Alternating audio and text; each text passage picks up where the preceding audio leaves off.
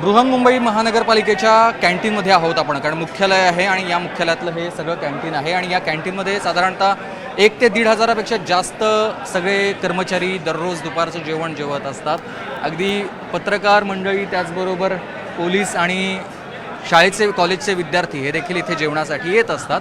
पण आज परिस्थिती अशी आहे की गॅस सिलेंडर संपलेला आहे, अर्धा बाटला उरलेला आहे. दुपारपर्यंतच या सगळ्या मंडळींना जेवण देता येईल आणि त्यानंतर इथे कोणालाही जेवण देता येणार नाही. बरं, तुम्ही ते पालिकेत काम करता?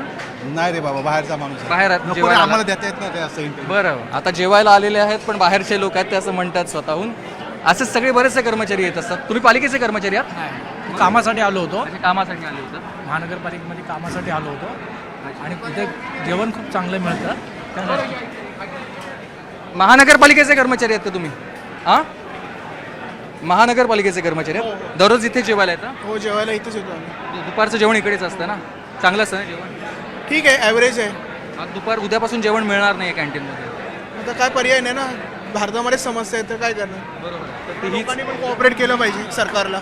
बरोबर आहे. आता लोकांनी कॉर्पोरेट केलं पाहिजे, कारण हे सगळे कर्मचारी दररोज इकडे जेवायला येत असतात. पण आज अर्धा बाटला उरलेला आहे. उद्यापासून व्यवस्था नाही आहे असं कॅन्टीन चालकांचं म्हणणं आहे आणि त्यामुळे जी परिस्थिती मंत्रालयात आणि इतर सगळ्या शासकीय आस्थापनांमध्ये आहे तीच परिस्थिती बृहन्मुंबई महानगरपालिकेच्या कॅन्टीनमध्ये देखील आहे.